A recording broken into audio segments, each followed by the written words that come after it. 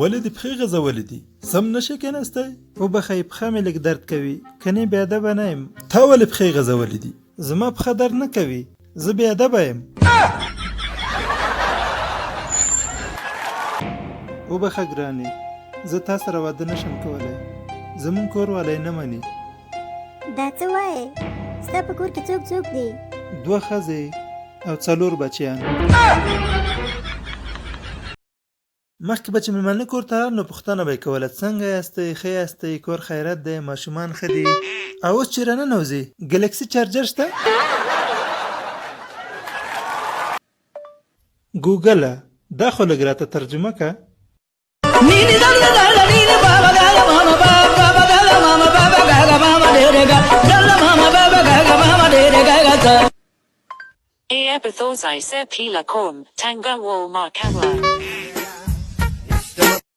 یوسف ولې دومره خفه یې؟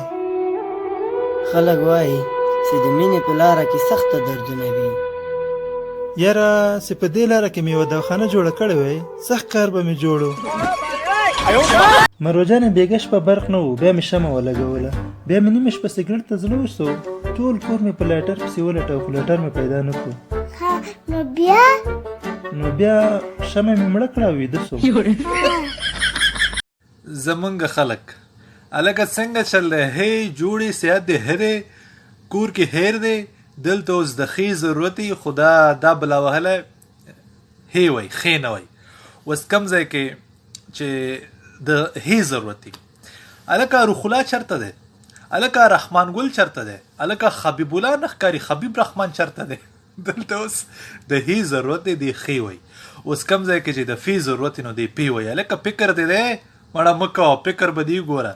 یا رب یا رب دغه کوم الفاظ چې دي دا صحیح تلفظ کوئ، په خدای د ژوند په خوند پوه شئ. دا رحمان ته رحمان وایي، روح الله ته روح الله وایي، حبیب ته حبیب وایي، خوند به درکړي. که چېرته د شپې 2 بجو شاوخوا یو واده کړی سړی په مسنجر، وټساپ یا آیمو کې آنلاین وي نو میسج مه ورته کوئ. کیدای شي هغه په خپله نه وي او ښځه په کمین کې ناسته وي.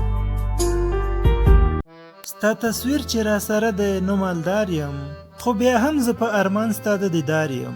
په دې شعر کې د شاعر څه مطلب؟ په دې شعر کې شاعر خپلې محبوبې ته ویډیو کال کول غواړي.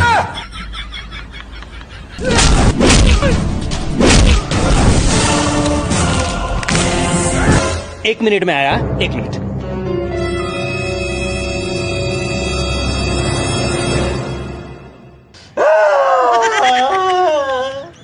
ऐसे कौन मारता है?